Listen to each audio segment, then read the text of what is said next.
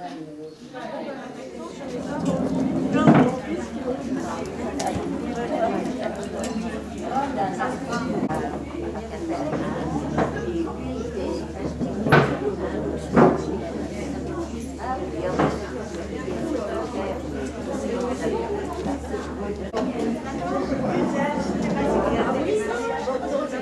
ont envie d'émerger, comme disait Janine tout à l'heure, et d'avoir d'autres métiers plus intéressants. Elles font quand même le travail quotidien de tous les jours, qui consiste à préparer la nourriture, laver le linge, s'occuper des enfants, labourer, etc.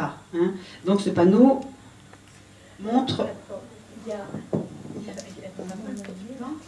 Oui, il y avait un panneau où une femme du Burkina Faso raconte ce que sa mère fait tous les jours. Oui, alors, oui. On va bien vous le lire, c'est le témoignage d'une jeune fille, hein, c'est une petite jeune fille de la famille d'ailleurs, qui est allée au Burkina Faso l'an dernier comme infirmière, comme péricultrice, elle a fait une expérience là-bas, et elle nous a envoyé ce texte.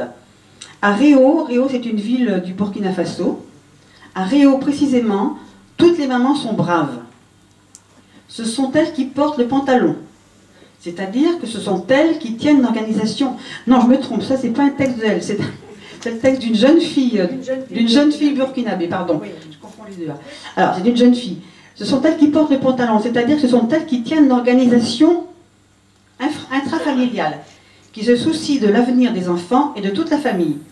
Ce sont nos mamans qui se lèvent chaque jour, très tôt, pour aller quérir l'eau. Elles la recueillent dans de grandes marmites qui serviront à la toilette des enfants et du mari, s'il est encore là. Cette eau est chauffée avec le bois qu'elles ont coupé en brousse, de bonne heure. Encore, elles doivent balayer la cour, nettoyer la maison, préparer les petits déjeuners, apprêter les enfants pour l'école. Après les travaux de la matinée, elles se préparent pour aller au champ, pour labourer jusqu'au soir. C'est une jeune fille qui s'appelle Christiane K, qui a écrit ce texte dans un livre qui est paru, Semences d'aujourd'hui. Semences et compétences d'aujourd'hui, voilà. Donc c'est un texte de jeune fille, ça date des années 98, oui, c'est pas très vieux. 98, oui. Avec ces femmes africaines. Alors ça, c'est la représentation des travaux qu'elles peuvent faire tous les jours. Hein. Il y a... Oui. Il y a donc le réveil de très très bonne heure le matin, entre 4 et 5 heures. Et là-dessus, tout de suite, il y a la corvée d'eau sur des kilomètres et des kilomètres. Elles reviennent avec l'eau et dans cette eau qui est dans des marmites, les enfants, le mari vont prendre leur bain. Et après, les femmes vont à la corvée de bois pour alimenter le feu. Puis elles préparent les enfants pour aller à l'école, font le petit déjeuner, et lorsque les enfants sont partis à l'école, elles-mêmes vont effectuer les travaux des champs. Donc ça fait penser à une génération, bon peut-être que ça remonte à 2 générations en France, c'était un peu comme ça. Hein? Il n'y a pas si longtemps, c'était comme ça en France aussi. Oui. Hein? Avec les hommes qui avaient tout le pouvoir. Hein? Oui. Ouais. Quand nous sommes allés en Afrique, je pense que Janine sera de mon avis, on a constaté qu'il y avait beaucoup d'hommes qui étaient là, assis, et qui attendaient que le temps passe. T'as pas vu ça? Si, moi je vais quand même les défendre, parce qu'on les attaque toujours. C'est vrai qu'ils passent beaucoup de temps à parler, assis à l'ombre en général. Ça parle des heures, mais quand il y a des gros travaux à faire, quand il y a des très gros travaux à faire, ce sont eux qui les font.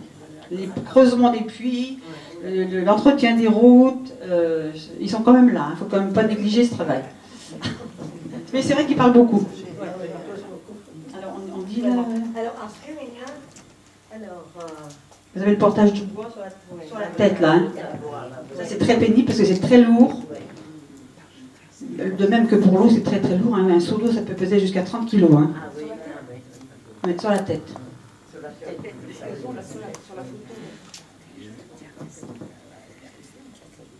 Oui, ben là vous avez la lessive dans la rivière.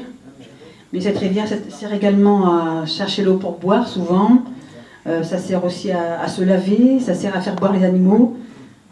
La rivière ou le marigot, ça sert à tout en fait. Hein. L'eau sert à tout. Il n'y a pas de service d'eau avec le robinet. Hein. Quelquefois, il y a un puits, quand même, c'est quand même mieux que ça, il y a un puits. Donc, quand il y a un puits, on lave dans des bassines, vous voyez. Hein, voilà, l'eau se transporte sur la tête aussi. Il y a le puits de l'eau, là, dans un fond d'eau. Il n'y a pas autre chose. Elle puise vraiment ce qui reste de l'eau de la fin de la saison sèche, quoi. En fin de saison sèche, il y a très peu d'eau dans ces pays-là. Elles cultivent quelques légumes et ça leur fait un peu d'argent qu'elles vont vendre au marché. Après, elles vendent leurs légumes au marché, ça leur fait un petit peu de sous. Donc elles ont, en plus de leurs travaux ménagers et des enfants, elles ont souvent un petit jardin et elles se rendent au marché pour vendre leur récolte. Ça leur fait un petit peu d'argent pour acheter de l'huile, pour acheter des vêtements, pour acheter des fournitures scolaires aux enfants. Oui, les légumes poussent très bien, alors vous allez les voir, on a un panneau sur lequel on les voit bien, il y a tout, hein. Il y a des carottes, il y a des poireaux, il y a des tomates, il y a des oignons, il y a des choux, il y a tous les légumes comme chez nous, exactement les mêmes. Et ça pousse très bien, très vite, il fait chaud, c'est arrosé tous les jours, 2 fois par jour quelquefois. Donc ça pousse très vite et très bien, et c'est vendu, quelquefois conservé, séché. Parce que la conservation froide n'existe pas, il n'y a pas de congélateur, il n'y a pas de courant électrique partout, donc on sèche les légumes, les femmes les transforment en les séchant, et du coup elles peuvent les utiliser pendant la période sèche quand il n'y a pas de légumes. On trouve quelques mangues séchées chez nous ici, qui viennent du Burkina Faso, il y a des haricots verts qui viennent du Burkina Faso aussi. Elle a récolté ses carottes, elle les vend, elle les porte sur la tête. Et on vend les carottes souvent une par une, comme ça se mange. Et puis les bananes en bas, les pains. Et puis en haut, les céréales, le mil, le sorgho, le riz.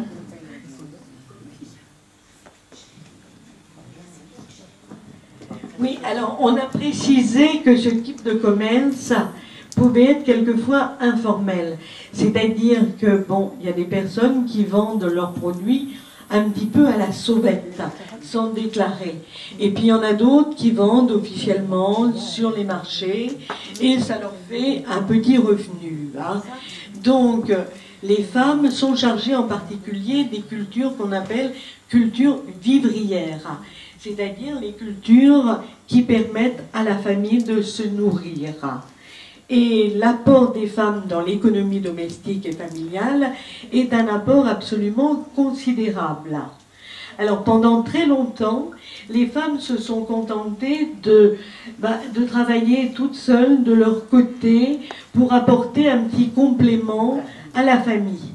Et puis, au bout d'un certain temps, et là c'est l'instruction qui a beaucoup joué, les femmes se sont groupées. Il y a eu des groupements féminins. Alors, ça c'est la représentation de l'école. Et l'école joue un rôle absolument capital dans tous les domaines. Hein. Alors, malheureusement, les filles souvent s'arrêtent à l'école primaire. Mais on voit qu'à l'école primaire, sur le tableau que présente Janine, là, on voit qu'il y a autant de filles que de garçons. Il y a même une fille de plus. Et il n'y a pas d'absentéisme du tout. Du tout, du tout, du tout. Hein? Parce que les mères sont conscientes du fait que c'est par l'école que les filles vont s'en sortir. Et que sans l'école, il n'y a pas de possibilité d'évoluer. Par contre, au niveau de l'enseignement secondaire, rares sont les filles qui poursuivent leurs études. Hein, il y a quelques privilégiés qui arrivent à faire des études secondaires, mais souvent on donne encore la préférence aux garçons.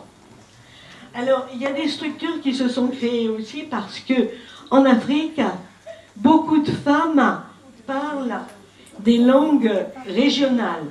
Bon, moi par exemple, je suis allée au Sénégal et je sais qu'au Sénégal, on parle le Wolof. Et très peu de gens parlent le français.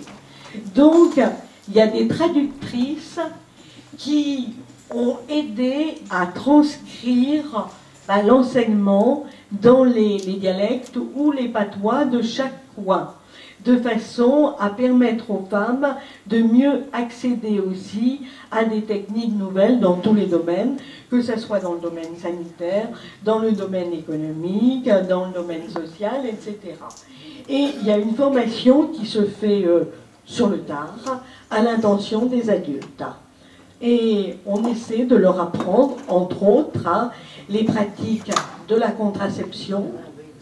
Ça évolue lentement, mais ça évolue quand même.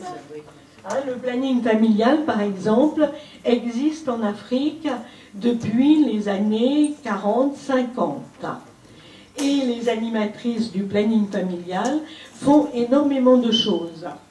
Lorsque j'étais au Sénégal, nous sommes allés visiter un petit hôpital. Et dans ce petit hôpital, il y avait un médecin français qui avait à peu près mon âge, qui était en retraite, lui aussi, et qui passait 6 mois sur 12 au Sénégal, et il y avait une queue considérable devant son cabinet.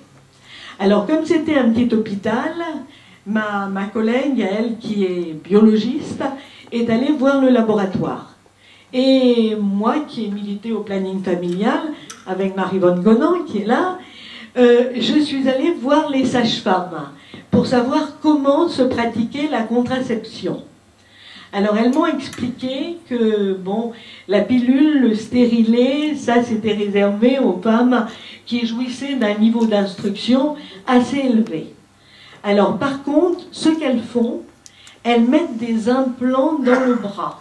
C'est comme une cutie, et donc, ça rend les femmes stériles pendant 6 mois. Au bout de 6 mois, si elles ne veulent toujours pas avoir d'enfants, eh bien, on renouvelle cet implant. Et comme les hommes sont un peu réticents, je sais que sur un des panneaux, il est question de réunion de dévergondage pour les femmes. Hein? Eh bien, bon, pour celles qui le souhaitent, c'est ni vu ni connu. Hein? Parce qu'on sait aussi que la population mondiale s'accroît. On nous dit qu'on est 7 milliards à l'heure actuelle. Est-ce que c'est une bonne chose? C'est pas évident.